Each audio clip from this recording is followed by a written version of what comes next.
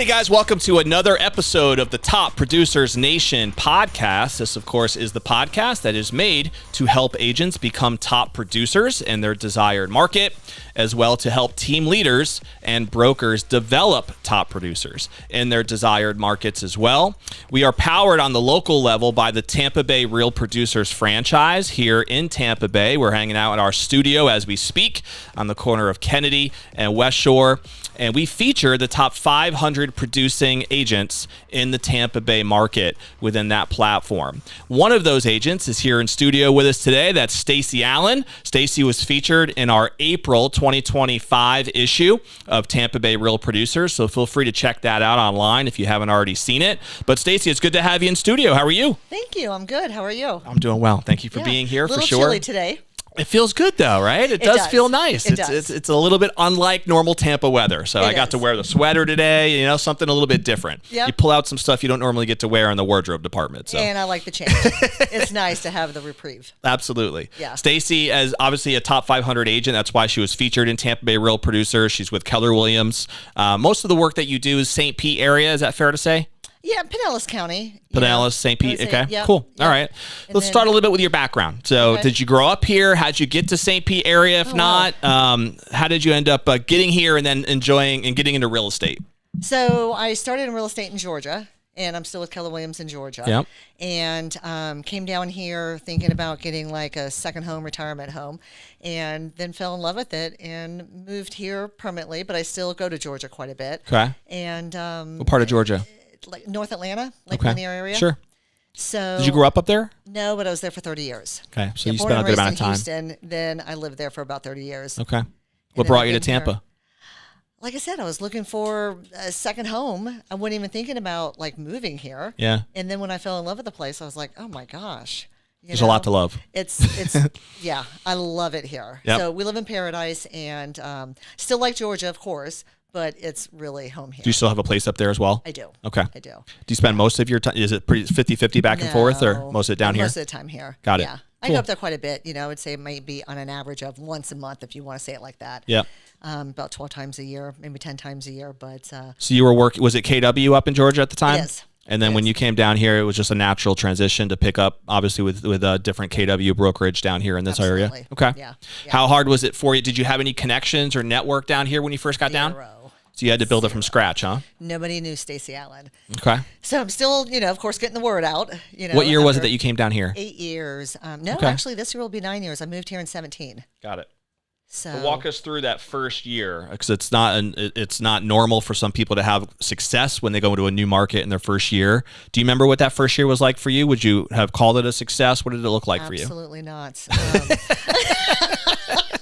Not at all. I still was doing all my business in Georgia. Yeah. I didn't even know if I was going to stay here, so I wasn't really working on my business. Okay. So I don't even count my first year here, just because I wasn't sure if I was going to stay. Yeah. And then after about 10 months, I was like, oh, I love it here. Okay. So then I'm like, oh dear. Then you got serious. Then I just started hustling.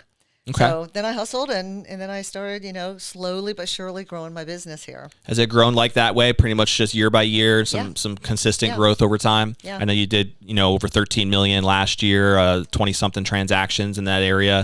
Yep. Walk us through like what that hustle looked like for you. What are some of the favorite ways that you kind of got out there, built your name, built your brand? How did you network? What has worked for you? Meeting people. Yeah. And I'm a tennis player. I'm a social person. I like to go out. I'm a boater. I just sold my boat last year, but I've had 2 boats since I've been here. Mm-hmm. Tennis, social, and then about 5 years ago, I'd have to really think hard. 5 or 6 years ago, I was cold calling. That's all I did. I mean, I would do like 4,400 Not afraid calls. to pick up the phone, huh? I had to, or I had to go get a job and or move back to Georgia. Mm-hmm. So, I just had to do what I had to do. So tons of open houses. I did 2 open houses Saturday and Sunday. So I did 4 open houses on the weekend. Mm-hmm. And then I made cold calls during the week. Were you calling like expireds, or what was it? Was there a category? I even bought zip codes just to call people out of the blue. Really? Out of the blue. Wow. So it was probably 6 or 7 years that I was doing that. And that slowly built my business. Then I started, meeting people and getting in social circles and stuff like that. Totally. No, Yeah. it makes sense. What Yeah. percentage of your business today is like referral based, would you say? or relying on past clients? I would say, I just did my numbers for last year. I would say that's about 70% referrals. So it's pretty high. Yeah. And is that first time purchasers, like first time referral, first generation, or are you talking about like past clients? Over and over. Yeah. I have a listing right now that I've done probably 4 transactions with. Got it. I have another listing or something under contract in Georgia. I've done, 5 or 6 transactions, so it's just the repeat, clients that I have. Very, very blessed for both states for that. Yeah. No, it's powerful. And I know you touched on probably one of the more core truths of any successful realtor is to just like tap into your network, wherever your passions are for you, tennis and boating. Enjoy. Yeah. Yeah. Do and what you obviously enjoy. The thing that's nice about real estate is it's one of those things that's universal to everybody, right? Everybody has a need for it in some capacity if you're serving the community that you actually are involved with. Is it true what they say, by the way, about selling a boat, that's the best day of your life after second best day of buying it? It is, but I've had 13. That's right. And I don't have one right now, but I'm going to get another one. Yeah. Someone asked me, "Are you going to get another one?" I'm like, "I'm sure." That's a lot of best days of your life. It's a lot of best. I got to keep those best days coming. I mean, that's the only way. Apparently, I'm joking. Where do you guys like to boat? Or mostly just the Bay Area, or do you guys take longer excursions? That's what I want to do is longer excursions. Okay. I have done that. But yeah, kind of like the loop. I call it the big loop, going to Clearwater because I'm in St. Pete Beach. So Clearwater all the way down, sure. And going out the inlets and stuff like that. Yep. Going to some of the islands, which is a lot of fun. Mm-hmm. And just there's a lot to be excursioning for around this area, right? There's a lot of things to boat for. It could be a boater's paradise, I guess, for people that are into that. Paradise. Yeah. It makes sense. Well, when I lived in Georgia, I lived on Lake Lanier, so I felt landlocked. Okay. So that's why kind of like it was another intriguing part to move here is because a bigger boat, where you can take longer excursions. I mean, you can go down to Key West. Yeah. Which is awesome. Totally. Yeah. How far would that take in typical, not like a professional cruise, like, typical boat? So the boat that I just sold was a Grady White. We Ubered down to Naples and got it, drove it up to St. Pete Beach. And I believe, if I recall correctly, it took like 4 hours, but we went fast. Okay. To go from Naples to St. Pete Beach. Yeah. Okay. I think it was 4 hours. I don't think it was 4 or 5 hours. I can't remember. It's been, I had it for like 4 years, so I don't recall. But we just hauled butt, and we just got all the way up there. Right. Which is fine. But then to get all the way to Key West or the Keys would be a whole other You would excursion. have to do stops, and we've done that on one of my friend's boat. We did a couple stops to get all the way down to Fort Myers. Mm-hmm. I think we stayed at one place, like in Venice, and did that. So you can do it where, you stop at a couple cities and then like stay the night and then just keep on going. That's neat. Yeah, I know. I like it. That. Yeah. You could even make some money from that if you wanted to charge people for little excursion trips with you guys, right? I got my captain's license. Oh, you do? That's why I did that. Oh, that's neat. Yeah. Not that I have done it, and I'm not going to, but I like the education. So tell us a little bit about the types of clients that you've served and what you've learned as far as that. Do you find that there is a particular type of demographic at all or audience that is a sweet spot for you, or is it pretty all over the map? So it used to be all over the map, and then last year when we all flooded, I will say that I do a lot in my town, the St. Pete Beach, Treasure Island area. And with the floods and still people being damaged, I've done a lot of damaged, properties and or rehabbed, and then we sell them afterwards. Okay. So right now, I do hyper focus on my zip code 33706, which is that Treasure Island, St. Pete Beach. Yep. And it's not only do I live there, I'm part of the community, and I know what we all went through because I flooded as well. So it's been a learning curve, and we're all kind of getting through it. How has that process been going for you personally and your clients as well? Personally, it was tough. Probably the first 7 months, it was tough. Yeah. Tough for business and for me and for living, and I was displaced. Made me learn Uplifts your whole life, yeah. Yeah. Lost a lot of things like we all did. But you know what's really the positive thing is my clients and my friends and my neighbors are now like, you know what? My house is even better than it was. So there is a positive. There's always a light at the end of the rainbow there, right? There is. At the end of the tunnel, I guess, is the way you should say that. Yeah. Yeah. It was tough, and we all still are, we still have a little PTSD. Of course, this season was nothing, which was great. Thank God. And let's just kind of keep on thinking about that. Right. Or, hoping for that. Right. But it's taught me a lot. Put me a little closer to, my municipal and more involved in St. Pete Beach. Yeah. in the rules and figuring things out. So, there's always, positives. How do you feel like the community as a whole has recovered since the storms out there? Do you think it's pretty much back to normal at this point? Still not really though, right? Yeah. No, we still have a lot of people not in their homes. We still have a lot of hotels that aren't open. We have a lot of restaurants that did not make it. Yep. Yeah. So there's Sad. still, it is. It is. For sure. I'm assuming there's still a lot of energy and effort behind trying to solve all that though still, and trying to get back to as close to normal as possible, and it just takes time. I think people underestimate that piece of it, like how long it really takes for a community when it's devastated by a major storm like that to actually feel and even look like it's back to normal, because the news cycle is just so quick nowadays. Like things come and go within weeks and months. Yeah. But like an effect like that, it's literally years to be able to even have that. It will be years. That reality again. Yeah. And the other thing too is like when it first happened, I'm going to speak for me and like some of my friends and my clients. We felt like the city itself, the municipal, was working against us. They were our enemy. It took a while for them to get acclimated to figure out what it is, because it was a first for all of us. Sure. So we all had to kind of work together, and now I feel the municipals are working with us. We all want the same goals. My neighborhood alone, we have 20 plus homes that have been demoed. We got 5 that are being lifted right now. I know another 10 that are going to be lifted. So the whole dynamics is changing too, because, now the old Florida charm is kind of, being integrated with new construction. Yeah. Where before we never had any new construction in Pinellas County. We had no land. Right. Unless you tore it down, right. You had, new construction. And you would see that in certain pockets. I used to run the Snell Isle community magazine out there. And so in that neighborhood, this is years before the storms, but you would see just older houses torn down and then brand new huge houses built still next to like an older shack, right? Yep. And it was kind of weird how that would be the layout as you drive through Brightwaters and see like how Snell Isle was laid out. But I think you're right, in many of the pockets of Pinellas that really wasn't the case. It was pretty much all, older property in certain pockets that were renovated, and so they were nice and updated and stuff, but they were still the original footprint. Right. So now it's in the next 3 years, it's going to be interesting, because you're going to see a lot of new construction. Yeah. Even hotels. Yeah. That are being demolished. Yeah. Next to the ones that have that old Florida charm. Yeah, we've had Jeffrey Beggins here on the show, and he's got a newer hotel project out there. Something the Maker. Probably in Treasure Island. I think it's Madeira Beach. Oh, in Madeira Beach. If I'm correct, I'm pretty sure it's Madeira Beach, and he's going to be the Beach Maker, I believe it's called.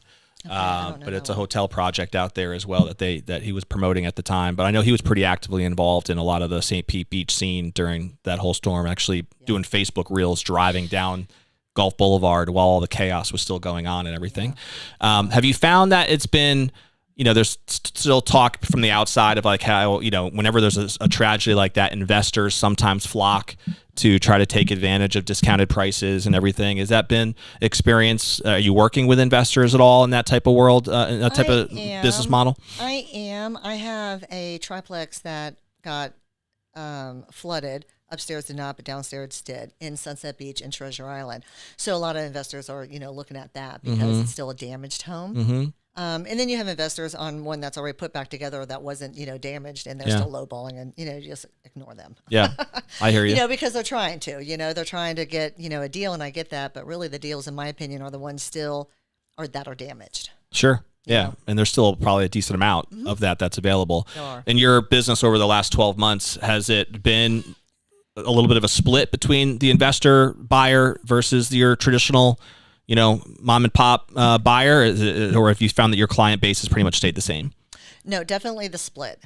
And also last year I talked a lot of people out of selling because they were traumatized. Yeah. And they just wanted to leave. Right. It's an emotional decision. Yeah. An emotional decision. So I talked more people out of listing last year than my entire career. Wow. And I'm kind of glad I did, because most of them now have stayed and they're so happy. Yeah. So, it also you just don't shows like who you are and your character. Cause I mean, it's easy for an agent to say, yeah, you should just list with me. Let's just get rid of it, right? Versus, is it really in the best interest of the person? So I applaud you for that. It shows what you're really in it for, which is the best interest for the client and the community as a whole. I had 3 neighbors knock on my door, and I'm just sitting here thinking, one did end up, tearing it down and they're selling the land. The other two ended up staying and renovating their home and their back end. Yeah. And those are the three, it just makes me feel good that, because I keep on saying we just got to get through it, and we will, but we're all, we had so many unknowns. And of course the substantially damaged letter was threatening. Right. It was, here, you got 5 options and none of them are fun. Right. Totally.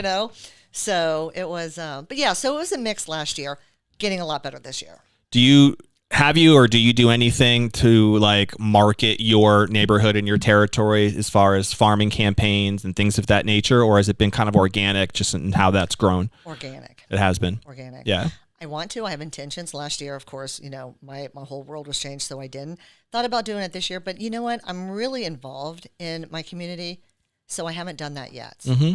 Yeah. Well, I mean, obviously it could be something that you end up shooting at some point, but it doesn't seem like you have to either. Right. So it's worked for you to not and just lean on the relationships and let it grow from there. Yeah. What's your favorite part of being a realtor? What do you appreciate most about it?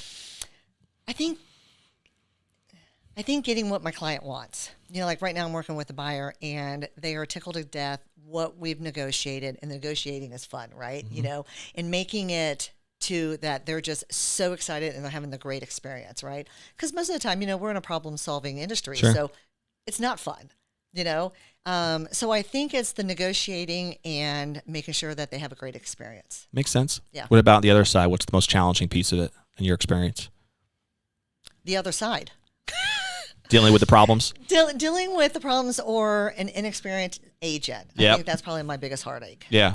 We hear that a lot. Yeah. And I hate to say it because I don't want to badmouth anyone by any means. It's all good. But most of the time, it's an agent that's not doing their job or they don't know how to do their job. And that's my number one complaint. Well, honestly, it's part of the reason why we even have our platform, right? Is to try to provide some more education for the agent community at large to not only educate them on how to be better at their role, but hopefully inspire them to become a top producer, which requires a certain level of professionalism, right? To be able to get there. And that's one of the reasons why we do like the monthly panels at Whiskey Cake that we've run for the last few years, and a lot of our online stuff now. It's really all tied into that as a mission. So obviously, as one of the top producers already in the market, you're one of those that other people should inspire to be like when it comes to operating their business. So that's why you're here. Thank you. Of course. Yeah. And communication. And I think that's where it really falls, is just if they do their job and communicate, it actually, even if it's a bad communication, it's still good. Totally. That is the biggest thing we also hear too, is like once the communication breaks down, it really makes everything that much harder. And you have to be a good communicator if you're going to be a quality agent. And that means dealing with the positive conversations and the negative conversations. Absolutely. It just means you can't be an avoider. Yeah. Cannot be an avoider. And also you want to talk about the elephant in the room. I always say that in my listing presentations, and or if it's going to be a hard phone call, you still have to have them. Yeah. It's just, it's a relationship. Absolutely. And I tell them, we're in a business relationship, and so we have to have that communication. We have to talk on a regular basis, which is for me at least once or a couple times a week. Right. We don't have to like each other, but we have to we both have the same goal here. Absolutely. Absolutely. Let's get to the end here, and maybe we'll never work with each other again. Maybe we will, but ultimately we're in this together. I love that. No. So I know we have to make sure we're out on time. I want to give a couple minutes of on the personal side for people who don't know you that well yet. Right. So family, married, kids. What's your story there as far as your family impact local? No, moved here single and still looking for that. Single and mingling, huh? Single and mingling. Good for you. Did you ever have kids? Nope. Never. I didn't. Okay. I have 2 that I claim. Okay. So nice. Family? No, or just they're not. Good friends? Yeah, good. Yeah. Gotcha. Yeah. I love that. So it's been a fun journey with them. What do you do for fun? I know boating you mentioned, and tennis. Is that where it keeps a lot of your time? Yeah, it does. It does. And the new St. Pete Athletic, I'm going to give them a little plug, pickleball place. They just opened up, so I haven't gone into there. We're going there tonight. And you play too? I'll play pickleball. Is this your first time playing, or have you done it? No, I played a little pickleball. I mean, I love tennis. I tell people my body loves my body loves pickleball, but my mind loves tennis. So I love tennis. Well, as a tennis fan, I'm sure you'll love pickleball too. It's very similar, obviously. It has its differences, but I'm sure you'll be great at it. They just opened up a new pickleball place where I live up on 54 and up in Land O'Lakes. Land O'Lakes, so right on the major 54 route there. I forget what it's called now, but there's I know Rob lives up there too. There's a huge pickleball place that they just built. That's like this massive industrial building that they turned into. At least part of it is turned into a pickleball competitive arena. So it's supposed to be pretty big. This one has like a restaurant and workout area. Like it's a whole little country club. So I'm excited about that place just because of the social part, right? Yeah, for sure. And I love sports. Yeah, so it is a little bit easier, I think, to play than the physical aspect of tennis. It's a little bit more demanding, I think, in the tennis world. It is. All right, couple rapid fire questions. What's that? Do you have a favorite book, author, seminar that you feel like has ever made a big impact on you personally or professionally? Oh gosh. I just lost his name. Oh my gosh. Yes and no. Right now, I'm watching some people on TikTok that I absolutely love. Okay. Jay Shetty, which I don't, he's just, and of course, Gary Vee, who can you not watch, right? Pretty good brands. Two really good brands. Tony Robinson, of course, you follow and stuff like that. And then I'm about to start reading a couple books, but this is my first time to read that author, so I don't remember them. But, okay. No worries. Yeah. Absolutely. We try to get a little best list of recommended resources for our crowds, right? Yep. Do you have a favorite movie or TV show? Oh my gosh. Well, Landman, hello. Who's not watching Landman? That's a hot thing right now. I see a lot of different online chatter about that. Yeah. Yeah. That's probably my favorite one right now. Okay. And, and Doc. Got to watch Doc. You're a Doc fan? Yeah. Got it. Yeah. All right, good. So you get to know a little bit more about Stacy's motivations here. Okay. Well, on the spot here. Phew. All right, I'll keep it simple. This is actually not simple, but I think it's a good way to end. Okay. I call it our legacy question, right? Okay. So I think it's important for all of us, no matter what we're doing, to have some perspective on what's most important to us. And so when that day comes, hopefully many years from now, and you're sitting on that rocking chair and thinking about what you'd want to be most remembered for, right? What matters most to you? What are some thoughts that come to mind that you'd want to be in terms of your legacy? Giving, kind, always there for that person. I love it. I would say. I think those are good qualities for a realtor, wouldn't you say? Yeah. Yeah. Yeah. Kind of important. Kind of important. Yeah. Yeah. As a resource. And I love that. I love it when people come to me. Even if I don't know it, if I don't know it, I tell them, please keep coming because I want to find out the answer. No doubt. Yeah. What did you do before being a realtor? Did you have a different career? I did. I was in corporate for 22 years. Okay. So it was outdoor sales, selling. So still sales, but this was kind of your first role into being a 1099 self-professional? Oh, no. I've been 100% commission since I was 23 years old. Oh, wow. So this was not old hat for you. Corporate was a W-2, yeah, but it was 100% commission. Got it. So I've been 100% commission since I was 23 years old. So your sales in the blood. That's all I know. I love that. Me too, actually. I've been selling, used to be Cutco knives back when I was 19 years old. It's a totally different story, but it was all 1099 based. Did you really? Yes. They'll last forever, my friend. Yep. It's a good investment. I'm loaded up for my clients. Yeah. Well, we're going to get you out of here, and we always like to end with a challenge to the audience. If somebody wanted to pick your brain, though, more, Stacy, about how you have connected with your community, the fact that you were kind of front and center through a tragedy in many ways and dealing with the client experience with the flooding. You never know when somebody has to deal with something. They might want to pick your brain a little bit on your experiences. What's the best way for someone to reach you? Well, I'm a real estate agent, so you can just Google me and you'll find me everywhere. That's Stacy Allen, no E, Stacy. Oh yeah, you'll find me everywhere. I don't hide, and and then they can call me, on my cell number. Cool. So and you'll find that. We'll post it in the description as well. Yeah. For that. So. Way we always end our episode is with a challenge to the audience to take action on at least one thing that you might have heard us talk about today in this episode. And that way you'll capture the value of actually taking the time to listen to this episode, whether you're watching live on YouTube or Facebook or listening in on the 15 plus podcast platforms we have. Just take action on one thing. Maybe it's one of the book recommendations that Stacy said. Maybe you're somebody who that you have dealt with a tragedy in your community as well, and you can maybe pick someone like Stacy's brain on some of the things that she's seen and been able to do to not only deal with it herself personally, but also help her clients be able to get to that next level. Maybe there's something about her approach to the community that you'd want it to be able to implement into your own business that you've been struggling with for some reason. Maybe you just want to talk about pickleball, right? Whatever it might be. But what's one thing, right? Pick an action step that can move forward and build some momentum in your personal and professional professional career. And if you do that, by the way, it could just be subscribing to our podcast. So click the little button below. That way you'll be notified every time we drop a new episode, which is weekly, with our Top Producers Nation podcast. Lastly, you can see that at topproducersnation.com. See our online community, different online resources, coaching programs designed to help you become a top producer in your desired market. So follow us, and we'll see you on the next episode of the Top Producers Nation podcast. We'll see you later.